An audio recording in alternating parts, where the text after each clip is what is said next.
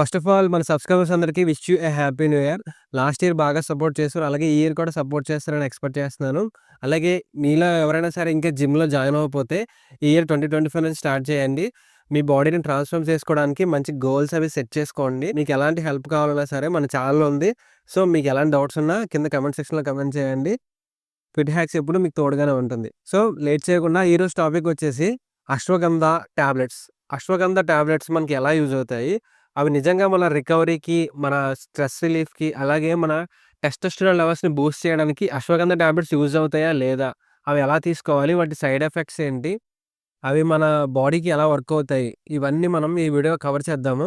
మీరు గనక నా ఛానెల్ ఫస్ట్ టైమ్ విజిట్ చేస్తుంటే ఛానెల్ ఇప్పుడే సబ్స్క్రైబ్ చేసుకోండి. అలాగే ఇంకా చాలా ఇన్ఫర్మేటివ్ వీడియోస్ ఉంటాయి. అవి కూడా ఒకసారి వాచ్ చేసి చూడండి. సో, మరి లేట్ చేయకుండా వీడియో అయితే స్టార్ట్ చేసేద్దాం.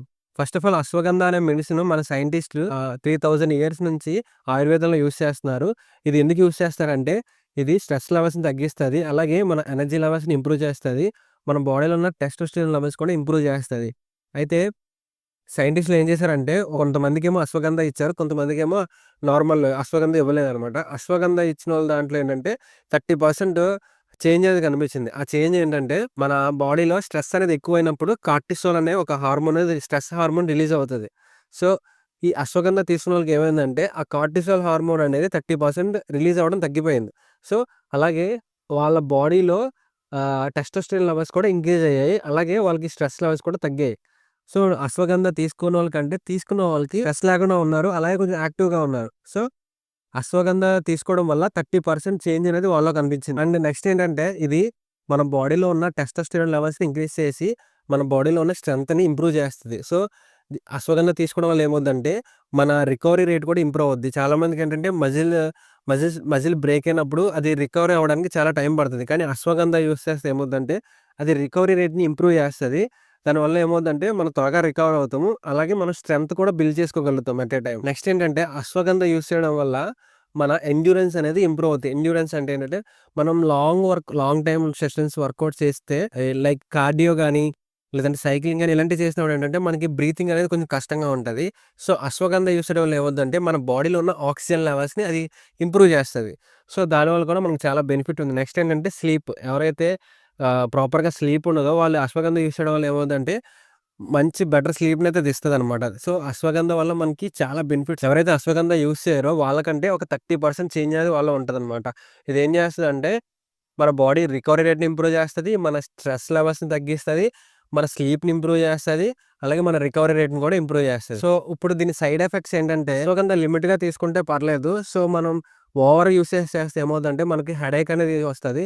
అలాగే మత్తుగా ఫీల్ అవుతామనమాట. అంటే కొంచెం డల్‌నెస్ అనేది ఉంటది. ఎప్పుడు ఎక్కువ తీసుకోవడం వల్ల మన బ్రెయిన్ ఎప్పుడు డల్‌గా ఉన్నట్టు ఫీల్ అవుతది. సో, ఇది లిమిట్‌గా తీసుకోవడం బెటర్. అండ్ ఇంకోటేంటంటే ఇది అందరికీ ఒకేలా వర్క్ చేయదు. ఇది పర్సన్ టు పర్సన్ ఒక్కొక్కళ్ళకి ఒకలా వర్క్ చేస్తదనమాట. అది మన బాడీని బట్టి ఉంటది. So, person to person results అనేవి కూడా చాలా చేంజెస్ అనేవి ఉంటాయి. అందరికీ ఒకేలాగా యూజ్ అవ్వదు. ఇప్పుడు మనం అశ్వగంధని ఎలా యూజ్ చేయాలో చూద్దాం. గ్లాస్ ఆఫ్ వాటర్‌లో 300-600 మిల్లీగ్రామ్స్ ఆఫ్ అశ్వగంధ తీసుకోవాలి. భోజనం తర్వాత లేదంటే నైట్ పడుకునేటప్పుడు తీసుకోవడం బెస్ట్. ఎందుకంటే అబ్జర్ప్షన్ రేట్ ఎక్కువగా ఉంటది. అండ్ నెక్స్ట్ వచ్చేసి దీని రిజల్ట్స్ అనేవి వెంటనే ఉండవనమాట. వెంటనే మనకి ఇది యూజ్ చేయగానే రిజల్ట్స్ అనేవి కనపడవు. 4-8 వీక్స్ యూజ్ చేసిన తర్వాత రిజల్ట్స్ అనేవి మనం విజిబుల్‌గా కనిపిస్తాయనమాట. అశ్వగంధ మనం 300-600 మిల్లీగ్రామ్స్ తీసుకోవాలి. అది కూడా లంచ్‌కి ముందు లేదంటే నైట్ పడుకునేటప్పుడు తీసుకోవాలి. రిజల్ట్స్ అనేవి మనకి 4-8 వీక్స్ తర్వాత కనిపిస్తాయి. సో, ఇప్పుడు అశ్వగంధ ఎవరు యూజ్ చేస్తారంటే ఎవరికైతే లో టెస్టోస్టెరాన్ లెవెల్స్ ఉంటాయో, అలాగే ఎవరికైతే స్ట్రెస్ లెవెల్స్ ఎక్కువగా ఉంటాయో, అలాగే ఎవరికైతే రికవరీ రేట్ చాలా తక్కువగా ఉంటదో, సో, వాళ్ళైతే అశ్వగంధని యూజ్ చేయండి. ఎవరికైతే బెటర్ స్లీప్, అలాగే రికవరీ రేటు, అలాగే స్ట్రెస్ లెవెల్స్ తక్కువుంటాయో వాళ్ళైతే యూజ్ చేయాల్సిన అవసరం లేదు. ఎవరికైతే ఎక్కువుంటాయో వాళ్ళు మాత్రమే యూజ్ చేయండి. అలాగే ప్రెగ్నెంట్ వుమెన్స్ ఎవరైనా ఉంటే మాత్రం యూజ్ చేయొద్దు.